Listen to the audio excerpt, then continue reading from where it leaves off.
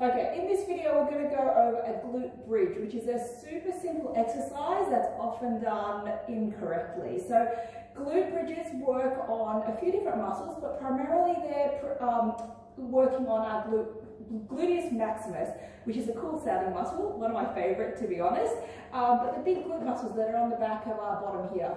The reason why these are really important is because one, a lot of people just don't have good working glute maxes. This happens really commonly with people that have back pain. I see it a lot in mums after pregnancy for some reason because of that sort of anterior tilt position we're going to, our glute max tends to just switch off. And it can be one of those muscles that can be actually a big muscle that's really important for a lot of things, but that tends to be switched off. So a glute bridge is a really great way to start off strengthening these muscles.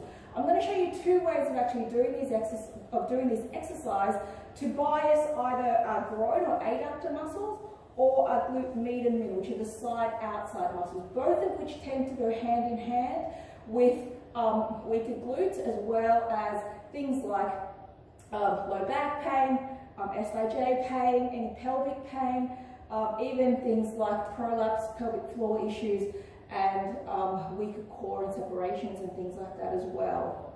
So you guys will know a standard glute bridge position on your back, and these are just the props I'm going to use to bias one muscle or the other.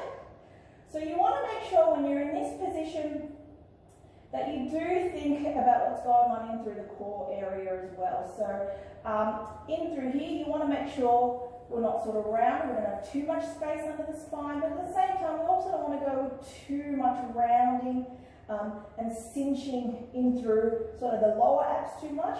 The other thing I tend to see a lot as well is people just kind of crunch and use a lot of their upper neck in through here to actually get that abdominal connection. So you want to just be aware of how you're activating your abs when you're doing this before you start the motion. So I like to use the breathing. So again, think about that inhale. And with that inhale, you should get nice expansion out to the side as well as into the back, a little bit into the belly as well.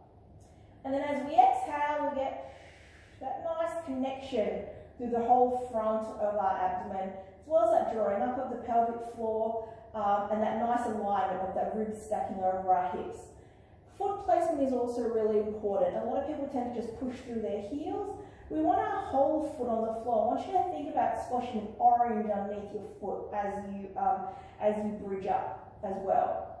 So we want to have that whole foot into the floor. We want to have that nice pelvic rib cage neck connection all the way through. And the other thing that can be really useful is just placing your hands out to the side here if you have that range. That stops us from then sort of gripping in through our arms to do that movement as well. Of course, you can have your hands down here. I do like hands palms up as opposed to palms down. That just helps us to activate that posterior chain a little bit better.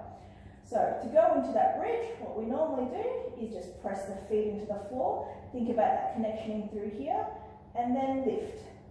And we're making sure that as we come up, we're not going into hyperextension in through here, which can cause a lot of tightness in the lower back. And we also want to know, where do we feel it? Are you feeling it all in the hamstrings? In the quads, in through the front, the hip flexors? If so, you want to think about keeping this nice and squishy, because we can tend to overuse our quads and hip flexors if our glutes aren't strong enough.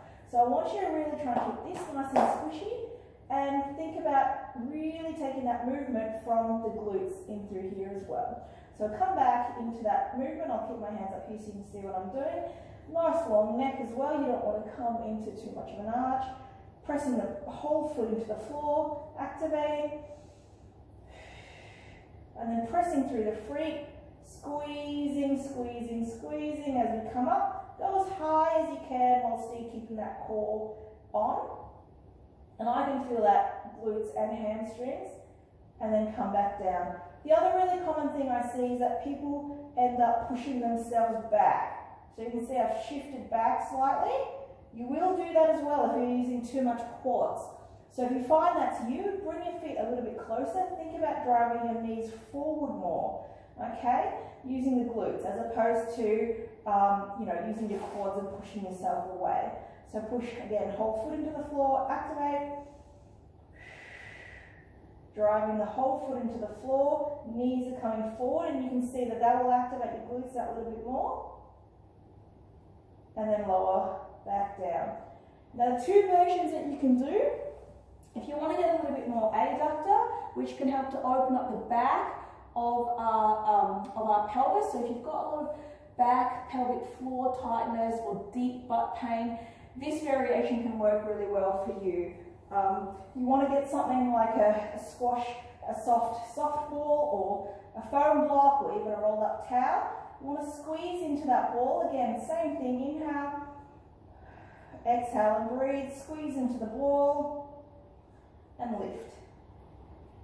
And what that does is you'll find that you will get a little bit more activation in through the inside of your thigh, so really, really great for mums whose inner thigh muscles tend to get a little bit weaker as well as a lot of the population in general. It also helps to open up, so get rid of that sort of tightness in through the back of the glutes and in through that pelvic floor. So that's one variation. The other variation is using a band, which we're basically just pushing out against to get more of these side hips. So I don't want you to bring your feet too close together and just think about rotating, because that's really going to tighten up the deeper hip muscles, which again can contribute or can be a reason why we have deep pelvic floor pain. So think about your your feet being a little bit wider. You just want to press out into the band slightly, evenly, out to the side, so that you're getting a little bit more activation to the sides of the hips. And same thing, press the whole foot into the floor, keep your knees apart, and you're just lifting up, okay, as you do that squeeze. And then lower. Squeeze, perfect alignment, in through the hips and pelvis as you come up, and then come back down. And remember, we don't want to push through the feet too much, so we're not pushing ourselves away. Thinking about driving the knees forward if you find you have that tendency to push yourself back. And back down. Good. So try those two variations and see which one works better for you.